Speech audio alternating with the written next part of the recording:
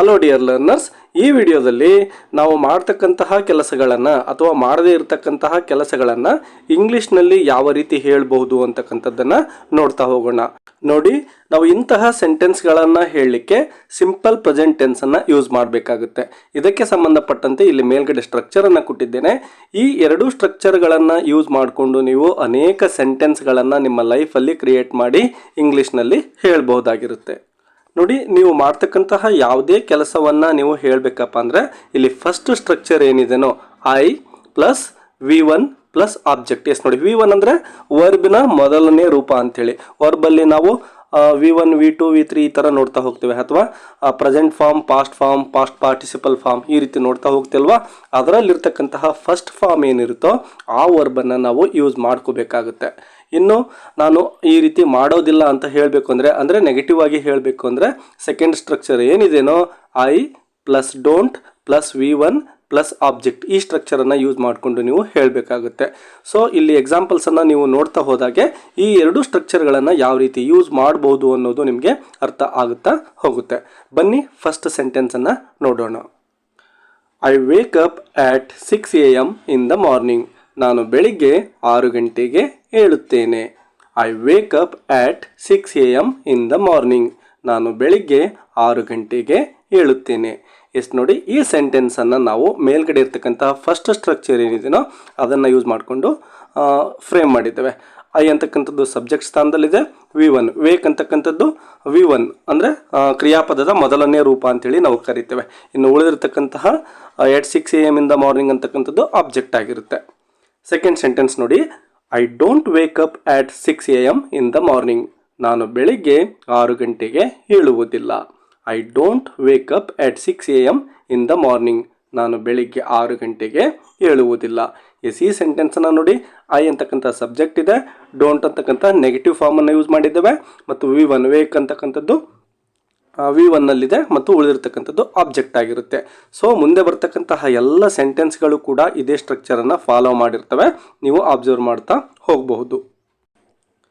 I walk every day. ನಾನು ಪ್ರತಿನಿತ್ಯ ನಡೆಯುತ್ತೇನೆ. I don't walk every day. ನಾನು ಪ್ರತಿನಿತ್ಯ ನಡೆಯುವುದಿಲ್ಲ. I brush my teeth. ನಾನು ನನ್ನ ಹಲ್ಲುಗಳನ್ನು ಉಜ್ಜುತ್ತೇನೆ.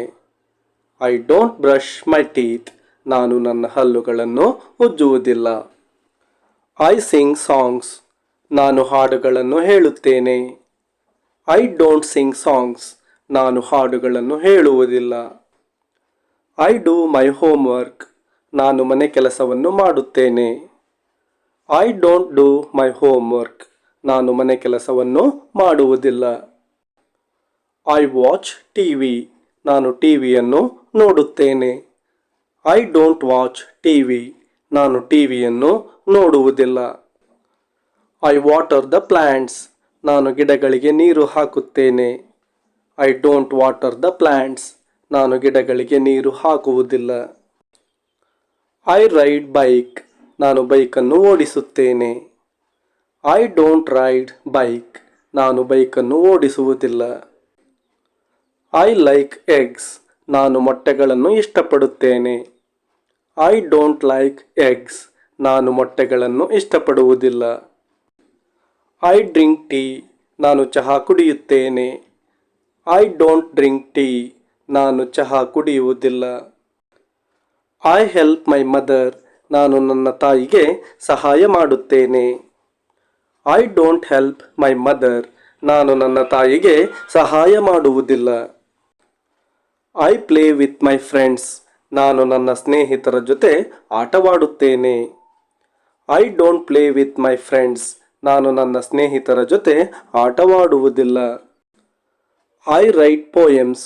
ನಾನು ಕವಿತೆಗಳನ್ನು ಬರೆಯುತ್ತೇನೆ. I don't write poems. ನಾನು ಕವಿತೆಗಳನ್ನು ಬರೆಯುವುದಿಲ್ಲ. I eat fruits. ನಾನು ಹಣ್ಣುಗಳನ್ನು ತಿನ್ನುತ್ತೇನೆ. I don't eat fruits. ನಾನು ಹಣ್ಣುಗಳನ್ನು ತಿನ್ನುವುದಿಲ್ಲ. I go to school every day. ನಾನು ಪ್ರತಿದಿನ ಶಾಲೆಗೆ ಹೋಗುತ್ತೇನೆ. I don't go to school every day. ನಾನು ಪ್ರತಿದಿನ ಶಾಲೆಗೆ ಹೋಗುವುದಿಲ್ಲ. I read books. ನಾನು ಪುಸ್ತಕಗಳನ್ನು ಓದುತ್ತೇನೆ. I don't read books. ನಾನು ಪುಸ್ತಕಗಳನ್ನು ಓದುವುದಿಲ್ಲ. I wash my hands. ನಾನು ನನ್ನ ಕೈಗಳನ್ನು ತೊಳೆಯುತ್ತೇನೆ. I don't wash my hands. ನಾನು ನನ್ನ ಕೈಗಳನ್ನು ತೊಳೆಯುವುದಿಲ್ಲ. ಇಲ್ಲಿ ಕೊಟ್ಟಿರುವ ಟೇಬಲ್ನ ಸಹಾಯದಿಂದ ನಿಮ್ಮದೇ ಆಗಿರ್ತಕ್ಕಂತಹ ಕೆಲವೊಂದಿಷ್ಟು ಸೆಂಟೆನ್ಸ್ಗಳನ್ನು ಫ್ರೇಮ್ ಮಾಡಿ ಅಂತ ಹೇಳ್ತಾ ಈ ವಿಡಿಯೋವನ್ನು ಮುಗಿಸೋಣ. ನಿಮಗೆ ಈ ವಿಡಿಯೋ ಹೆಲ್ಪ್ ಆಗಿದ್ರೆ ಒಂದು ಲೈಕ್ ಕೊಡಿ ಮತ್ತು ಈ ಚಾನಲನ್ನು ಸಬ್ಸ್ಕ್ರೈಬ್ ಮಾಡ್ಕೊಳ್ಳಿ. ಹೆಚ್ಚಿನ ಸ್ಪೋಕನ್ ಇಂಗ್ಲಿಷ್ ಕ್ಲಾಸ್ಗಳನ್ನು ನೀವು ಸುಲಭವಾಗಿ ಕಲಿಬಹುದು. Take care. ಬಾಯ್ ಬಾಯ್.